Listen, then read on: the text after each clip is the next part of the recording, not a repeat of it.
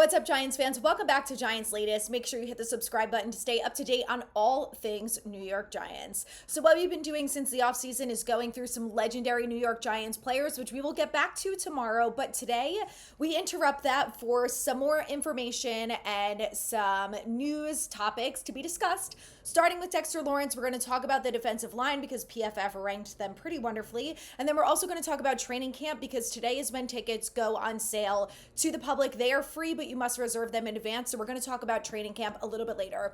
First, we're going to talk about our beloved Sexy Dexy because Dexter Lawrence has been ranked the top defensive tackle in the NFL by ESPN experts. So they have been doing this for the last 6 years or so. And what ESPN has done is they surveyed NFL executives, coaches, and scouts to help rank the top 10 players at every position. And this year, there is a new number one at defensive tackle, and it is our very own Dexter Lawrence. And I want to talk about this mostly because it's something positive that we can talk about in regards to the Giants this offseason. But also, I think it's about time that some Giants players finally get recognition that they deserve. And Dexter Lawrence was on pace last year to be the defensive player of the year before he got injured.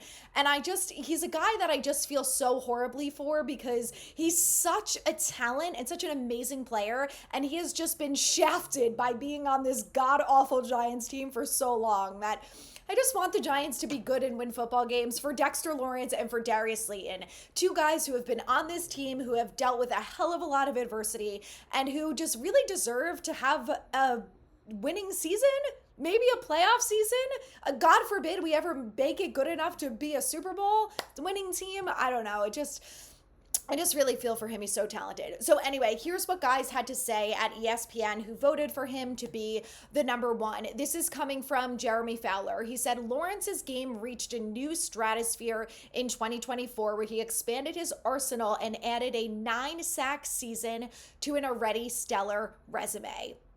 He also said he's dominating the run was always on the agenda for Lawrence. He has balance, power, flexibility, footwork, and the acumen to post big sack numbers. In the past, the knack on Lawrence was that he missed too many near sacks. No longer.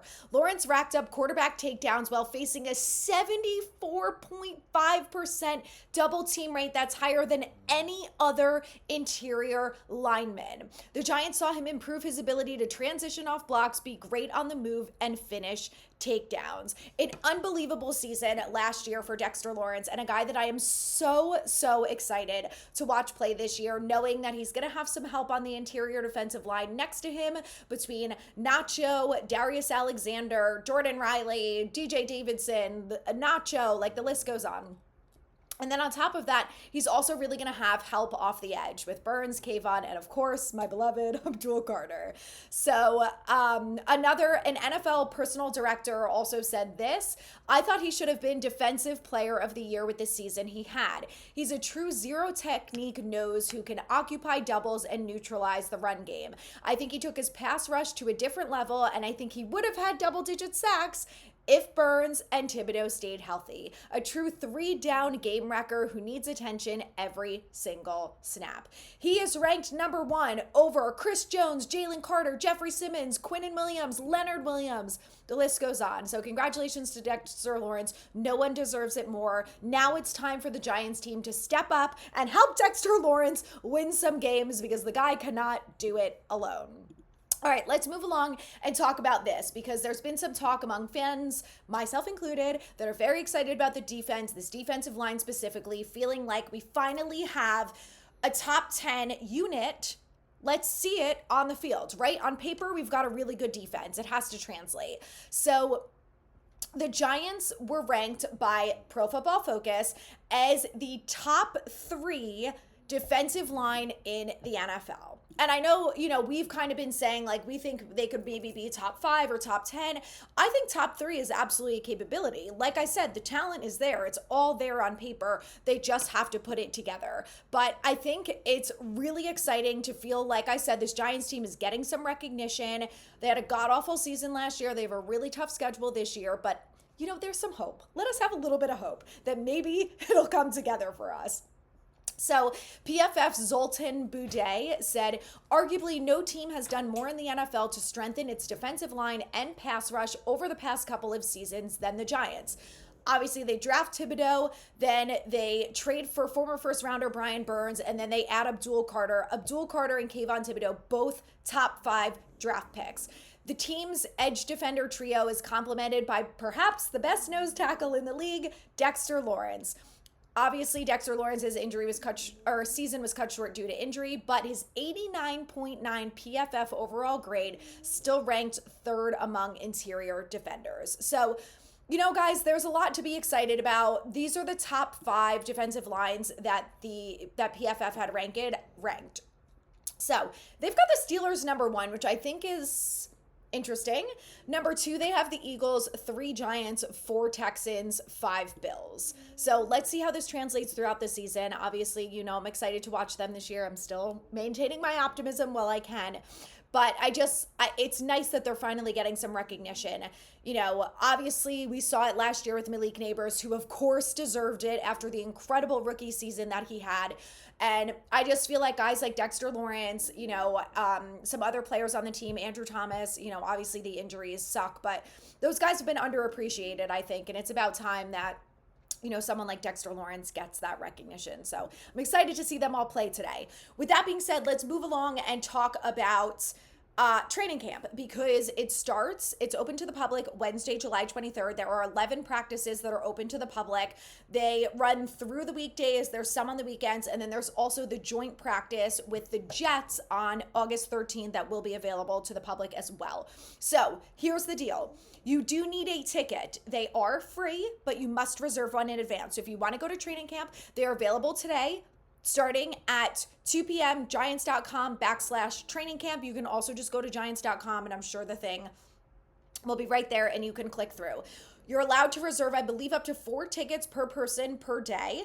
Actually, I lied. I think they cut you off at 12 tickets per person total. So if you want to go to every single practice, you can likely only get 1 ticket per practice because there are 11 of them. So, just keep that in mind as you're going through and picking the days and stuff that you want to go. I've been to training camp the last couple of years. I think it's a wonderful experience. I like that it feels very intimate.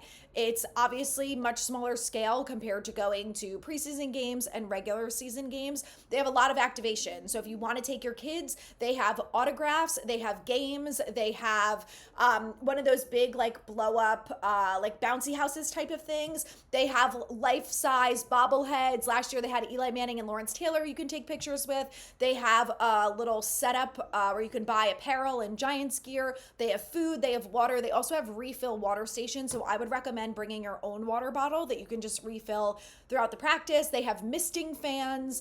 And then all of the bleachers are covered, so you will be in the shade. But it is July in New Jersey. It is hot as hell. So here are my recommendations to stay cool. Number 1, wear light clothing. Number 2, wear sunscreen, because you are going to be out and about. If you're walking from different areas, you're going to be out in the blazing sun. I also say wear a hat. I usually wear a hat every day there. Obviously, always have sunglasses. I bought one of those neck fans off Amazon, which I will say helped a lot, but I see a lot of people with hand fans, things like that. It's not necessary, but obviously if you have one, I would recommend bringing it because it's very hot. It is clear bags only, so if you have a clear bag, I would say definitely bring that. For women, you're allowed to bring, I think it's 6x6 or 8x6, a small clutch size purse or crossbody. I believe the Lululemon fanny pack bag is a good size, so you can bring that in if you have that. I know that's been popular among the girlies for the last few years. What else can I tell you about camp? Get there early. So here's the deal with camp is it usually starts at 10 and it runs until 11:30 or 12 o'clock depending on the day. If it's super hot, every once in a while they'll cut it short. But what they do prior to the practices is, this is all on the website, so I'm not sure if it's either 8 or 8:30, and it runs for about an hour. They do autographs, and prior to camp, they will list the days on who's going to be doing autographs there, and it's always former players. So you'll have the opportunity sometimes Knicks or Cruz or Eli or Joe Morris or, Stephen Baker was there last year. So they always have 2 former players signing autographs. If you want to do that, Obviously, bring something to sign, bring a Sharpie, and get there early because there are lines and they will cut the line off and they will cut it off by 9:30 and will only let the last people on. So if you get there late because of traffic or whatever, you might miss the autograph. So just keep that in mind. If you don't care about the autographs, I would still say try to get there by like 9 or 9:15 because on the weekends, there's going to be a very long line. A lot of families come, they have kids. Those sell out very quickly. So if that's your plan, definitely plan to get there a little bit earlier. I always go during the week, so if I get there by 9:15, 9:30, I'm usually fine to get online. The line moves relatively quickly, and then you can go in and find a seat. But because I also record a lot of it, I get there early. I like to get a front row seat in the bleachers so I can see and get, all of the content that I need to get. But if you have any questions about training camp, let me know in the comments. I will do my best to answer any of them prior to when camp starts. And I'm happy to share more information. Like I said, I really enjoy training camp. This year, I think it's going to be extra special because we have a new quarterback. We have 3 new quarterbacks, which is really exciting. Over the years, I've heard a lot of complaints that fans don't care about training camp because they're sick of seeing Daniel Jones, which is a valid complaint. This year, it's going to be a little bit different. I like that you can see the joint practice against the Jets. I think it's going to be very interesting to see the dynamic between Dable and Glenn. I'm curious to see Glenn with his players. He seems like he's really tough and hard-nosed, but I'm really curious to see how that all goes. Last year, they did a joint practice with the Lions. I love Dan Campbell, so I loved getting to see him. Every once in a while, there's a little fight that breaks out, especially with the joint practices. So it's always fun to be there and witness it. So I always say, if you have the time, if you have the availability, if you're around, I would recommend just going to one of the practices. I do think it's a great opportunity. And obviously you get to see the players so much closer. So, a guy like Dexter Lawrence, obviously we all see how big he is on TV. You see him from 5 feet away, you're like, holy crap, this man is a monster. So anyway, it's fun to see the guys like that. And the last thing is that if you have kids, I believe 12 and under is the cutoff. After practices, you're allowed to get online with your kid to have current players sign autographs. So they will do that after practice. It's under a tent, so you're in the shade. And every day it's a different position group. So sometimes they plan it in advance, sometimes they don't really. So I remember going there last year and, people with kids were like, oh, today's it's the quarterbacks or, today it's offensive line. Sometimes they'll do defensive line, but every once in a while the corners will pop in. So you kind of never really know what you're going to get. But if you have kids and you want to do autographs, I would also recommend that. If you're the parent and you love the old time guys, get there early to get one of their autographs. But then you have a kid who loves Dexter Lawrence or Malik Neighbors. I would say to do that right after the practice or head over to jump in line maybe 5 minutes, 10 minutes before practice ends. So you could go ahead and line up and get autographs from them. So again, any questions, let me know in the comments. I will respond as best and as quickly as I can. And if you're at training camp, come say hi because I will be there every day during the week and I cannot wait. But stay tuned because tomorrow we are back with our rewind and we're talking about legendary Giants tight ends.